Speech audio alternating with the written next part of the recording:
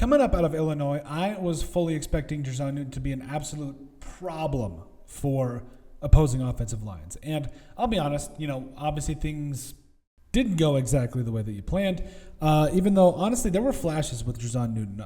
Overall, played in 16 games, had 11 starts, did have a pass deflection as well as a fumble recovery and a forced fumble. Also had a couple of sacks and 44 all-purpose tackles for the former Illinois product. Now, I do think that, obviously, Daron Payne, all those guys on the defensive line, like, they were studs, and I do also think that, even guys like Jonathan Allen, where, when he was finally able to get back in, I think it really did teach a guy like Jer'Zhan Newton a lot. But I'm going to put this out there right now.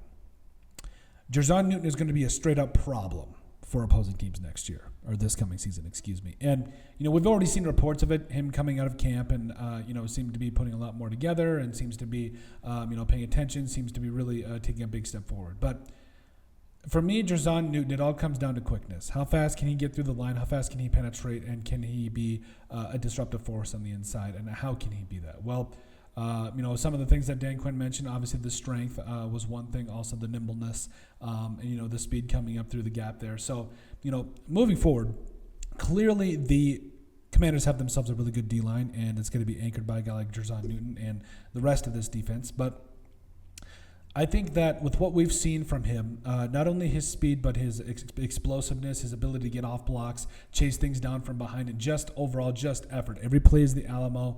I think that's just going to bode really, really well for Jer'Zhan Newton this year. Not to mention the fact that, I know a lot of people are kind of, I don't want to say dogging on the Commanders' D-line, but I think that they aren't getting enough respect, that's for sure, because I do think that overall, Jer'Zhan Newton with guys on the outsides are going to be able to eat this year, absolutely eat with their bare hands. So you talk about Dorrance Armstrong. I've been a big fan of him. Dietrich Wise, the former stand-up Patriot, is always going to be a stud.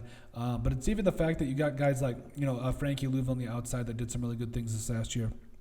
And I also think that it will help to have guys like Daron Payne and Javon Kinlaw, kind of in that mix as well, to be able to kind of take off some of the pressure too. So, I think in all phases there's going to be a little bit of pressure on Jer'Zhan Newton this year, or at least more pressure, but I think he can stand up to it, and I think he's going to be a fantastic building piece for this defensive line for many, many years to come. But overall, let us know what you guys think about Jer'Zhan Newton being an absolute problem and nightmare for opposing teams in 2025. Make sure you guys like, comment, and subscribe down below, and we'll see you on the next video.